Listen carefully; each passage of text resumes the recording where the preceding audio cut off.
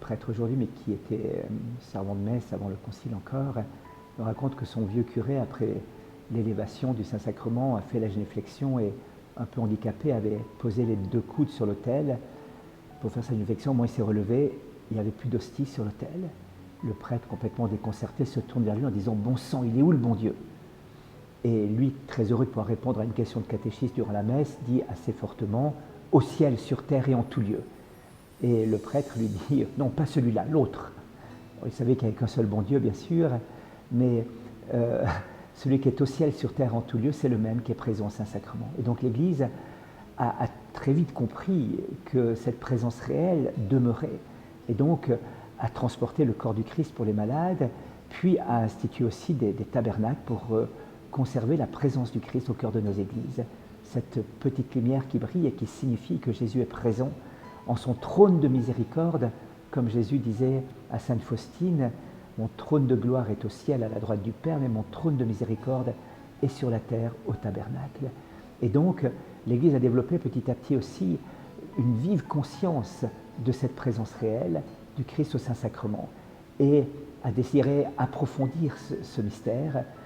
Un jour, alors que Mère Teresa était très malade, elle venait de faire encore un AVC, elle était à l'hôpital, elle était très agitée et le médecin hindou dit au prêtre qui était là à son chevet « Mon père, allez vite chercher la boîte. » Et dit « Quelle boîte? La boîte de médicaments, la boîte de nourriture? Non, non, la petite boîte, vous savez que quand cette boîte elle est dans sa chambre, Mère Teresa n'arrête pas de la regarder, de la regarder, de la regarder, et ça l'apaise. » Il avait compris que c'était le petit tabernacle, comme était dans la chambre de Mère Teresa, puisqu'elle avait l'autorisation d'avoir le Saint-Sacrement dans sa chambre d'hôpital et de pouvoir regarder Jésus.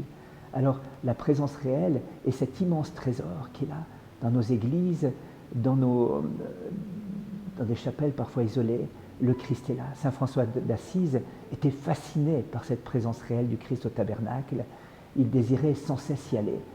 Et une maman me racontait un jour qu'elle passait devant l'église et son garçon de 4 ans dit « Maman, on va dire bonjour à Jésus ». Elle dit « Ça m'a beaucoup ennuyé parce que j'étais très pressé, j'avais des courses à faire. » Et je dis à mon fils « Écoute, oui, mais on n'a pas beaucoup de temps, on va juste lui dire bonjour et on repart. » Alors on ouvre la porte de l'église, mon fils court vers le tabernacle et dit « Bonjour Jésus, tu sais, j'ai pas beaucoup de temps parce que maman est pressée, alors je repars tout de suite, au revoir. » Et bien, voilà, cette conscience de la présence réelle est véritablement au cœur de notre vie chrétienne. Il faudrait redécouvrir cette joie d'aller visiter Jésus au Saint-Sacrement.